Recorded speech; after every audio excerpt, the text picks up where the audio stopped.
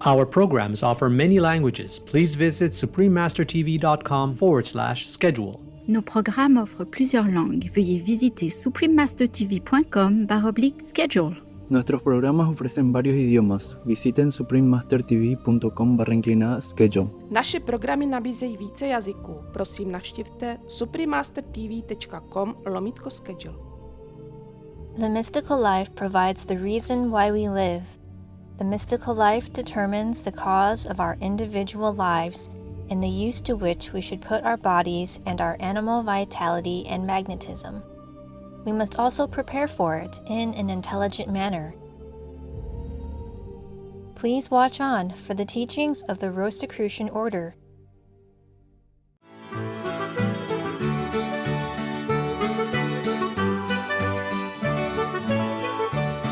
Værhilse, significant viewers. Værhilse means greetings in Danish. I'm Sophie.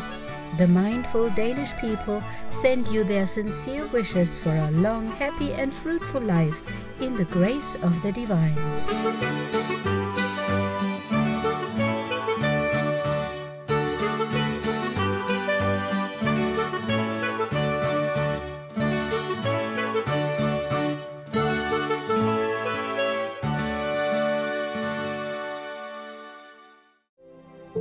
The ancient mystical order Rosicrucis, also known as the Rosicrucian order, AMORC, is a worldwide cultural, educational, and philosophical organization that is perpetuating profound and practical teachings of the Rosicrucians.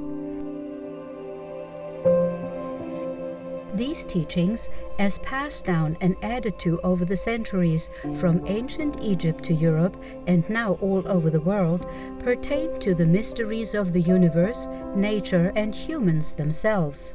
The Rosicrucian Library is a source of spiritual wisdom and insights that include the important writings by the respected imperators of the order, such as Dr. Harvey Spencer Lewis, Ralph M. Lewis, and Christian Bernard.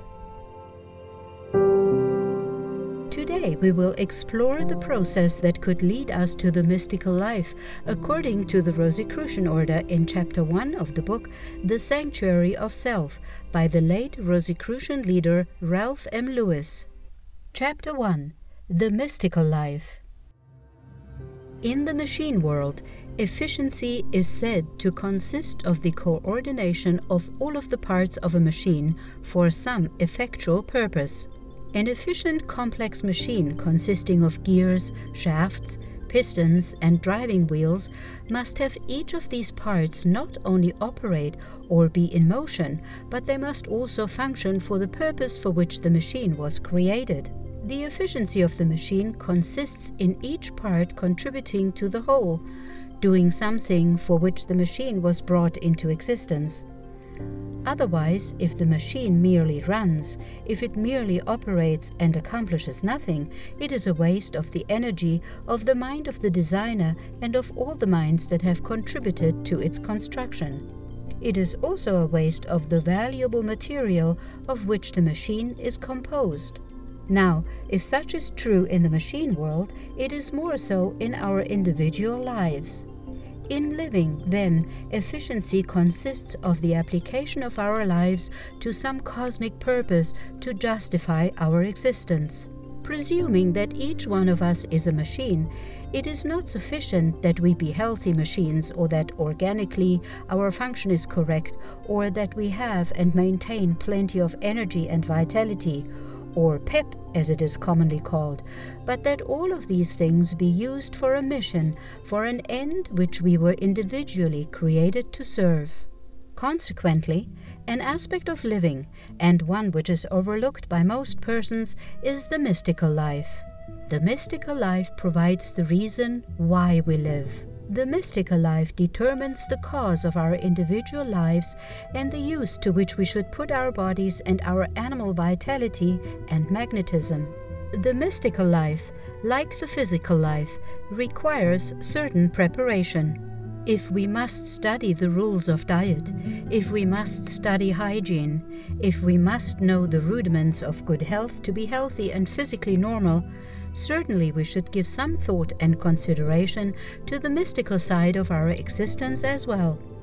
We must also prepare for it in an intelligent manner. Perhaps the first requisite in preparing for the mystical life is to discard all of the popular conceptions as to what a mystic should be. The mystic is not one who fits into an objective pattern.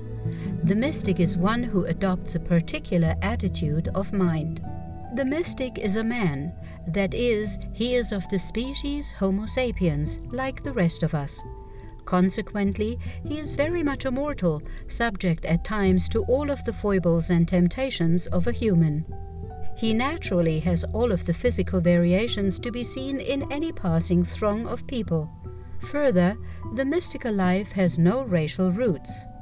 Asiatic blood can bring forth no greater mystics than can the blood which flows through the veins of an Occidental.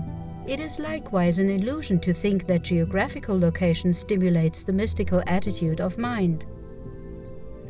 There is no special atmosphere in Tibet, Egypt, China, or India which imbues all who merely reside in it with mystical attributes. Like gold, the elements of mysticism are wherever you find them, that is, wherever you come to experience them. It is well to add that the attributes of mysticism are not necessarily inherited. The fundamental qualities are latent within every individual. The rather unique comprehension of life, which a mystic is said to have, is not a cosmic endowment. Simply put, the mystical attitude of mind which is displayed is not a divine conception. The mystic is one who is evolved. He must use the faculties which he has and awaken the latent qualities and direct them in that channel which constitutes the mystical attitude of mind. In an intentional approach to the mystical life, therefore, it is first necessary to rid our minds of all prepossessions and predispositions, of the opinions we have formed, the conclusions we have arrived at arbitrarily, and especially by way of hearsay. We must mentally disrobe, remove the cloak of custom which we unconsciously had wrapped about ourselves more firmly each year. We must free our minds of all such encumbrances and be prepared to accept only those things which, as the famous philosopher Descartes said, arouse within us an intuitive acceptance of them, a feeling that they are true and constitute real knowledge. Francis Bacon, eminent philosopher, and we might say father of our present method of science, adopted this method in arriving at scientific facts. He stated that man should rid his mind of its idols, of the things which we have wrongly built up in our minds out of fancy, out of suppositions, the idols of tradition, the things which we accept because they have been handed down or because they have merely the authority of age to support them. We must approach life as though stepping from a dark chamber into a lighted one for the first time, without any anticipation or expectation as to what we are to see or hear, and then subject each experience to our own analysis, not colored with the analyses of others. The person who really wishes to approach the mystical life in a frank manner, with the hope of then being able to govern himself properly, must not be a coward. He must not fear public opinion. He must not hesitate to oppose or challenge tradition. Profound viewers, thank you for your kind presence on today's Words of Wisdom. Please tune in again tomorrow for part 2 of From the Rosicrucian Orders, The Sanctuary of Self on the Mystical Life. Coming up next is Mont Saint-Michel, magical wonder of the Western world, right after noteworthy news, here on Supreme Master Television. Please stay tuned for more constructive programming. May you be present in the loving care of God every day. Our programs offer many languages. Please visit suprememastertv.com/schedule and suprememastertv.com/WOW.